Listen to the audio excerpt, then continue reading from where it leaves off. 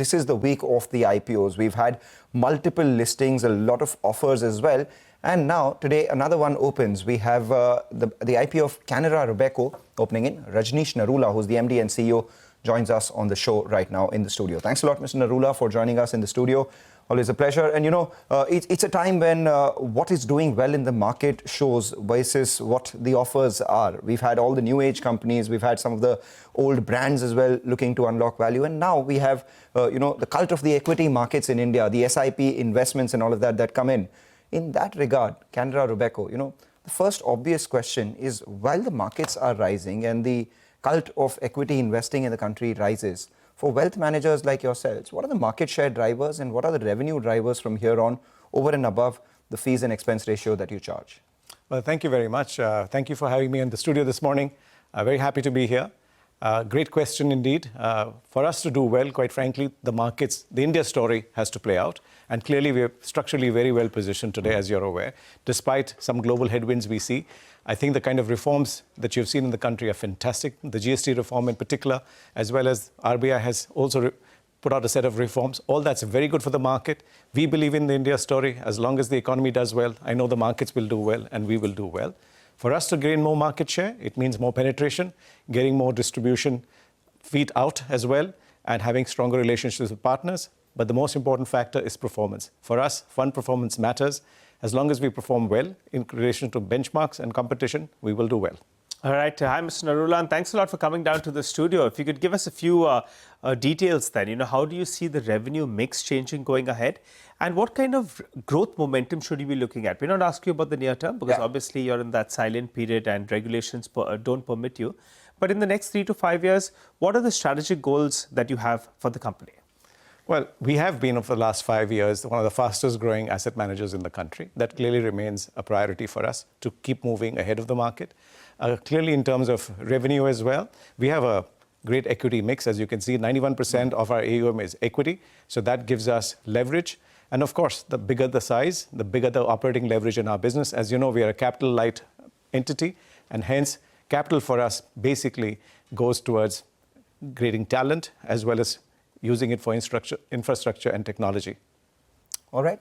You said that you have to increase your penetration, you have to increase your distribution, and you have to obviously keep focusing on performance, etc. On all those parameters, if you could give us some sense, on the performance basis, where are you vis-a-vis everyone else in the industry? Are you in the top decile, the top quartile, or the top quintile, so to say? And at the same time, what is your distribution penetration strategy going to be, and how will that impact your margins? Okay.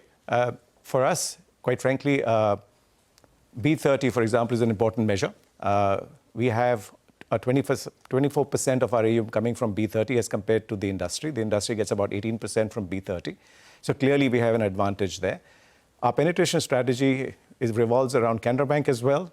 They have close to 10,000 branches, so it helps us in terms of distribution footprint, and that also will give us better access to margins and yields.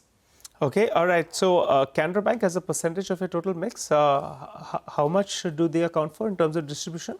Currently, it's about 8%. Around 8%. All right. I'm just looking at your revenue breakup. There are basically two streams. One is the management fees and the advisory fees. Obviously, the advisory fees on a very low base has been growing. What's the typical revenue mix you're looking at? Well, we'll continue to focus on the main business, which is the mutual fund operations, which is domestic. So a large proportion of our revenue will come from there. Okay. But we continue to grow the advisory piece as well. Right. Now when we speak about the rise in the equity cult, there's also rise in competition. And big players have entered this market. I mean, you have BlackRock coming in, partnering with Jio. You know the distribution muscle, you know the strength, while everyone else will look to protect their turf as well and increase their penetration. In light of that, what would your strategy be? And would at that point, you have to pay a little more for talent, pay a little more for distribution, and could that impact your earnings?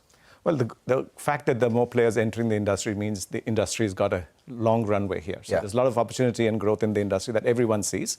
So clearly, that's a very good sign. The newer players, to my mind, they can get an initial head start depending on their brand. But post that, to build AUM, you need track record.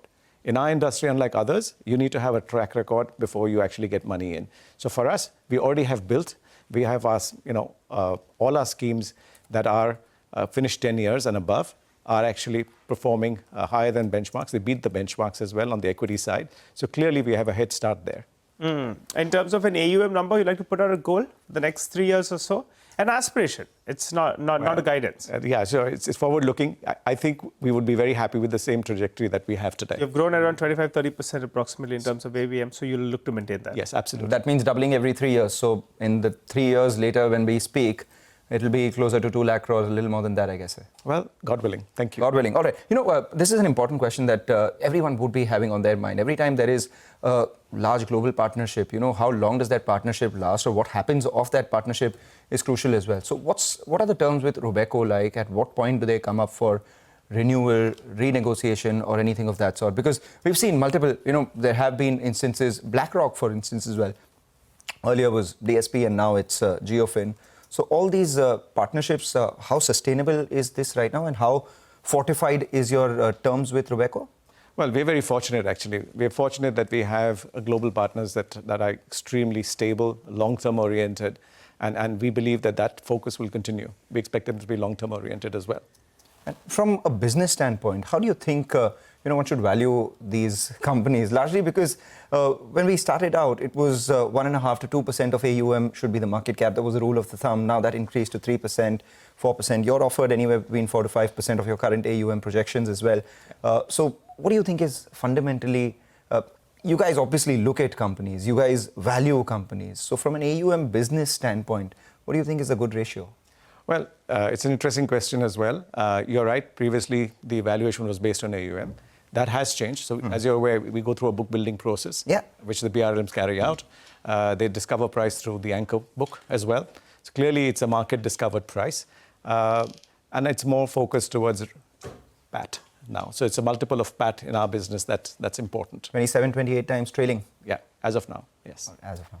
Okay, all right, Mr. Narula, we thank you for coming down to the studio and explaining your business model to us. Wish you all the best with regard to the IPO. And on listing, you're going to be back on our show giving us some more concrete details. But all the best. And we'll squeeze you a lot more for the numbers that time around. So thank you. Stay tuned for that. Thank you. Appreciate it. Thank you. Bye-bye. All right. Have a good day ahead. For the time being, guys, what we'll do is we'll slip into a short break, come back, continue to focus on markets and stocks that are moving around.